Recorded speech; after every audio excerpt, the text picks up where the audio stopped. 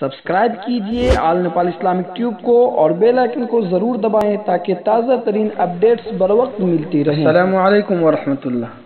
محترم ناظرین، آل Nepal Islamic tube میں آپ کا استقبال ہے۔ ناظرین، تازہ ترین خبر لے کر آپ کی خدمت میں حاضر ہوا ہوں۔ بھارت کی وزارت برائے امور خارجہ کے مطابق 31 دسمبر 2020 تک مجموعی طور پر 886 ہندوستانی شہری نیپال کی مختلف جیلوں میں بند ہیں۔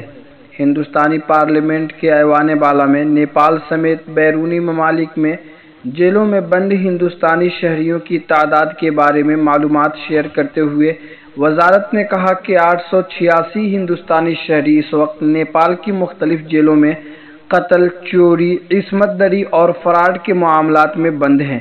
وزارت کے مطابق دنیا بھر میں کل 7139 ہندوستانی جیلوں میں قید ہے۔